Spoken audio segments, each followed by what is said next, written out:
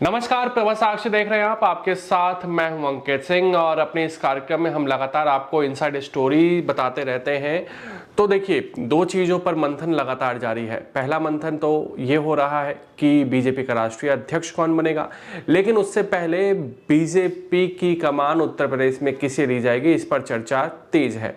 भूपेंद्र चौधरी जो बीजेपी उत्तर प्रदेश के प्रदेश अध्यक्ष हैं, हालांकि उनका कार्यकाल पिछले साल ही समाप्त हो चुका था, बावजूद इसके वो लगातार बने हुए हैं। अब यूपी में संगठन के चुनाव को तेज किया जा रहा है, कई जिलाध्यक्षों के नाम घोषित कर दिए गए हैं। ऐसे में उत्तर प्रदेश के नए बीजेपी अध्यक्ष को लेकर तमाम अटकलें चल रही हैं। उत्तर प्रदेश का जो संगठन का चुनाव है वो राष्ट्रीय चुनाव से पहले संपन्न हो जाना चाहिए, क्योंकि खुद प्रधानमंत्री नरेंद्र मोदी उत्तर प्रदेश से आते हैं और कार्यकारिणी के लिए बहुत जरूरी है कि उत्तर प्रदेश में संगठन का चुनाव संपन्न हो जाए। ऐसे में उत्तर प्रदेश में बीजेपी का अध्यक्ष कौन होगा, इसको लेकर अलग अलग मंथन चल रहा है। उत्तर प्रदेश के मुख्यमंत्री जो हैं योगी आदित्यनाथ, उनके आवास पर BL संतोष पहुंचे थे, RSS के नेता भी पहुंचे थे और भले ही किन मुद्दों पर बातचीत हुई है ये पता नहीं चल पाया है, लेकिन कहा जा रहा है कि प्रदेश अध्यक्ष के ही मुद्दे पर चर्चा हुई होगी।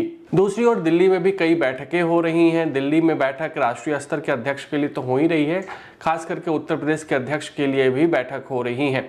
कुछ दिन पहले ये बताया गया कि उत्तर प्रदेश के तमाम नेताओं से अमित शाह ने मुलाकात की है, कई नेताओं को दिल्ली बुलाया गया था। उत्तर प्रदेश में किसको अध्यक्ष बनाया जाएगा, इस पर कई सूत्रों का ये कहना है कि बीजेपी आलाकमान ये तय कर चुका है।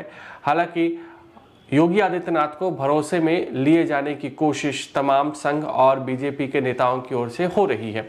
तो क्या उत्तर प्रदेश में जो प्रदेश अध्यक्ष बनेगा भाजपा का, वो योगी के मन मुताबिक नहीं होगा? शायद इसी वजह से योगी की सहमति लेने की कोशिश हो रही है और इसी वजह से इसमें डिले हो रहा है।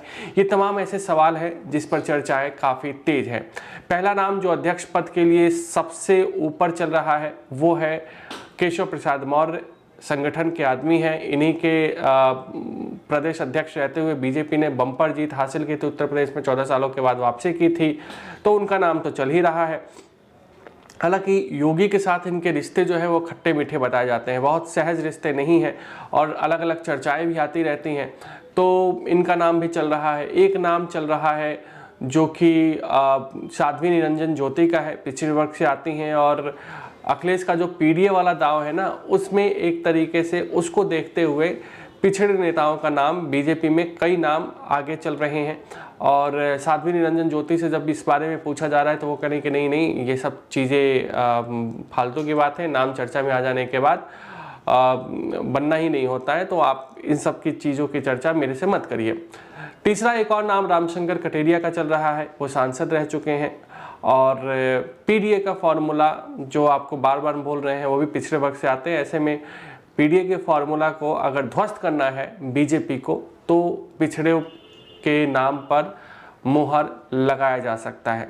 इसके अलावा एक और नाम है धर्मपाल सिंह, योगी सरकार में मंत्री हैं, उनका भी नाम अध्यक्ष पद की रेस में चल रहा है। साथ ही साथ BL संतोष जो केंद्रीय मंत्री हैं, उनका भी नाम अध्यक्ष पद की रेस में आगे बताया जा रहा है। ये जो हमने नाम बताए हैं ये तमाम पिछड़े नाम हैं, पिछड़े बिरादरी से ये नाम आते हैं और इनको कमान सौंपकर बीजेपी कहीं ना कहीं अखिलेश का जो PDA वाला फॉर्मूला है उसे ध्वस्त करने की कोशिश करेगी, क्योंकि इसी PDA के फॉर्मूले ने बीजेपी को लोकसभा चुनाव में बड़ा झटका उत्तर प्रदेश में दिया था। दो नाम ऐसे भी हैं जो ब्राह्मण समाज से आते हैं और उनको भी साधने की कोशिश की जा रही है।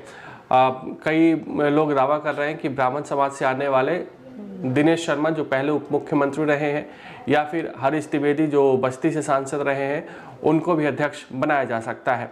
हालांकि कहने वाले ये भी कहते हैं कि ऑलरेडी ब्रजेश पाठक को आपने उप मुख्यमंत्री बना रखा है, ऐसे में ब्राह्मण को ही आप अगर प्रदेश अध्यक्ष भी बनाते हैं तो कहीं ना कहीं PDA को लेकर जो आपको काट निकालना है वो फिर से असफल हो सकता है। तो कई तरह की बातें हैं, कई तरह की चर्चाएं हैं, कई तरह से ये भी कहा जा रहा है कि योगी आदित्यनाथ लगातार अपने इच्छा के अनुसार प्रदेश अध्यक्ष चाहते हैं, शायद इस वजह से मामला फंसा हुआ है। योगी आदित्यनाथ एक तरीके से स्वतंत्र देव सिंह को फिर से प्रदेश अध्यक्ष बनाने की कोशिश में लगे हुए हैं। ये तमाम ऐसी चीज़ें हैं जो उत्तर प्रदेश के राजनीतिक गलियारे में चल रही हैं। अब देखना होगा कि उत्तर प्रदेश में बीजेपी का कमान किसे सौंपा जाता है।